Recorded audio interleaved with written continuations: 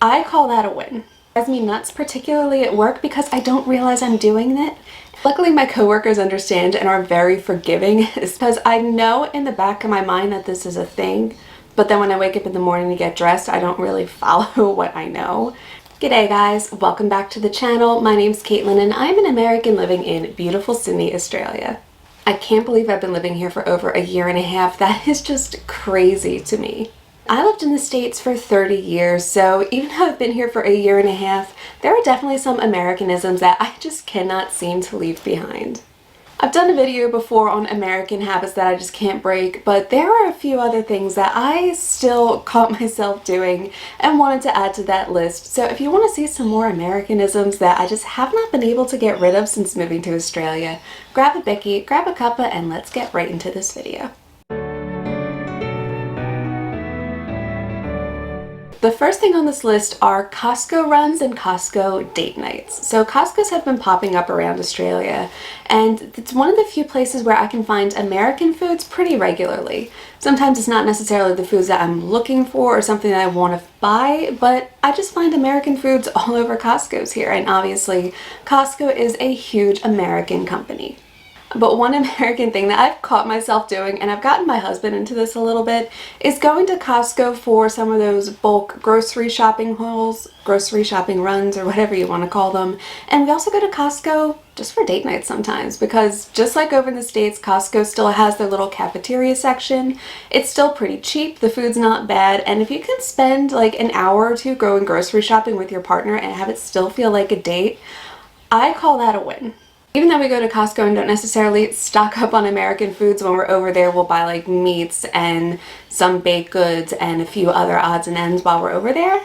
Doing these Costco runs is something that is so common over in the States. Buying bulk in general is something that is so common over in the States. Over here, people tend to typically bulk buy either if they have a really large family or if they run some sort of store. So it's definitely becoming a little bit more popular over here to go bulk buying at Costco, and that's definitely an Americanism that I have not been able to lose since coming to Sydney. Tying into the last one a little bit, I am so guilty of buying American foods, and it's not because there aren't amazing foods over here in Australia. Like, you can get boxed cakes mix over here in Australia, but at the same time I still prefer like Pillsbury Funfetti cake mix. You can still get chocolates over here, but once in a while I'm really in the mood for a Reese's cup or a Hershey bar. Really, there's nothing in America that I can't get here in Australia. It might not be the variety, it might not taste the same, but it's still an option over here in Australia. But I am so used to growing up on certain foods, having things taste a certain way. Yes, I know you can make all the jokes about American preservatives that you want to down in the comments below, guys, I know. But for me, sometimes it's just a little bit of homesickness that kicks in, and one of the ways to relieve that is through food. I've caught myself buying boxes of American cereal for like $12 or $13, you guys.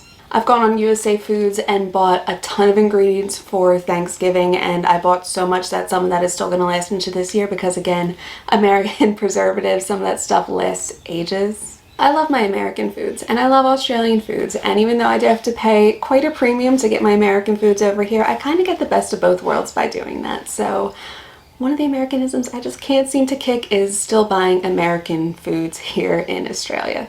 Number 3 drives me nuts, particularly at work, because I don't realize I'm doing it, and it's the American spelling of words. So if you type in license here in Australia, license has a C, whereas over in the States, license has an S. Type in realize over here in Australia, realize has an S, in the States it has a Z.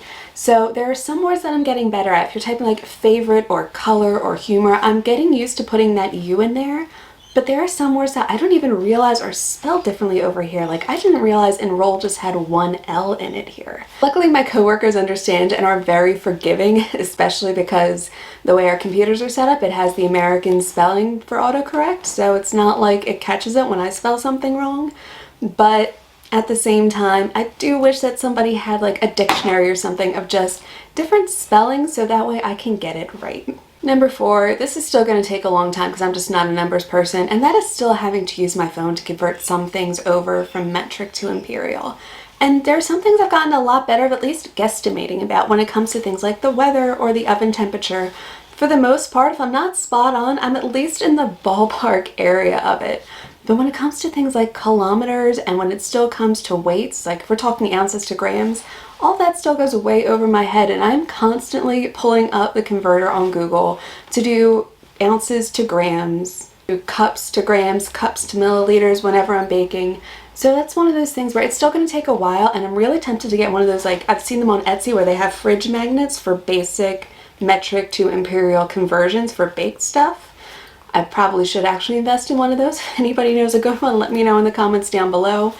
But I am just so tired that it's been a year and a half and there are still some super basic things that I keep having to use Google Converter for. So eventually I'll get there, but a year and a half in, I'm still doing that whole American thing where we have to pull up the converter just to figure out what something is in metric. Number 5 is saving up my holiday time here.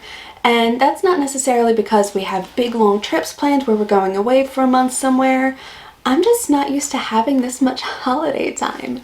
And I'm so used to that my old job things would roll over yearly. So if you didn't use up all of your holiday time by the end of the year, then only a certain number of days would roll over into the next year. And you can only carry over like 3 or 4 days into the next year. So this is something that's very new for me. It's just having 4 weeks of paid holiday time that I get to use whenever and however I want, within reason.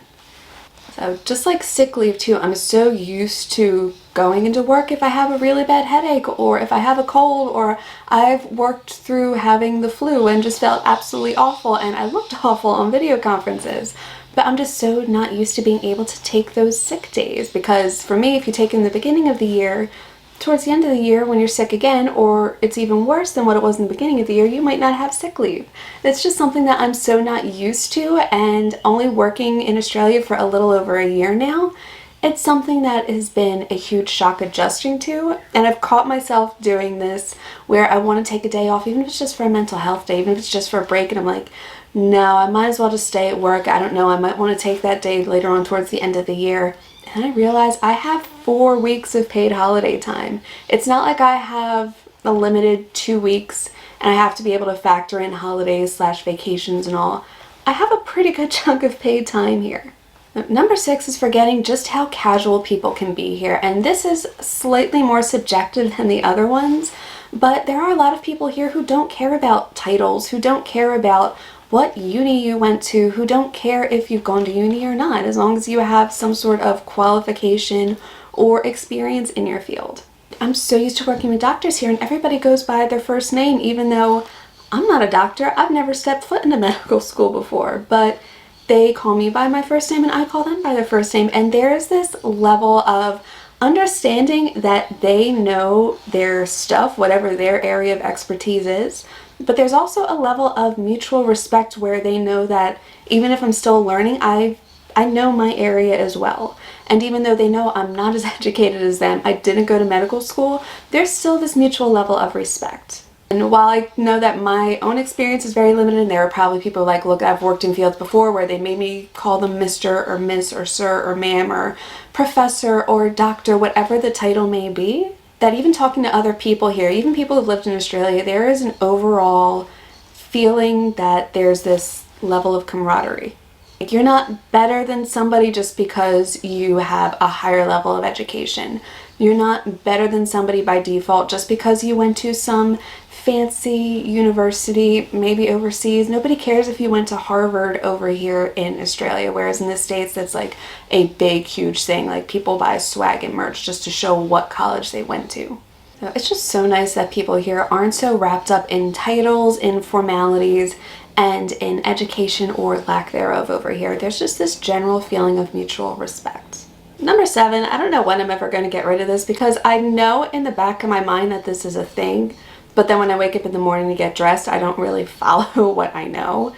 And that is getting dressed up to go into the office. I work in a fairly casual office as it is. People wear jeans and sweaters and cardigans and sneakers all the time into work. Whereas I'm still so used to the places where I worked in the States where you have to get dressed up a little bit. You have to be able to wear either like a nice dress or a suit, maybe bring a pair of heels with you, wear flats into work, wear makeup, do your hair. Like, you really have to get dressed up in some places where you work over in the States. Whereas over here, even just walking around the CBD, I don't see people so dressed up. Like this, the way I am right now, would be like borderline overkill walking around in some areas in the CBD. I'm still so used to getting dressed up to have to go into the office. I've worn jeans into the office once and it felt so weird and bizarre for me. So one of these days I will get used to that level of informality and casualness and comfort, but for now I am still trying to shake that habit of getting dressed up in order to go to work. Number 8. This one, I don't know if this is ever going to go away, to be honest, but that is drinking mostly takeaway coffees over here.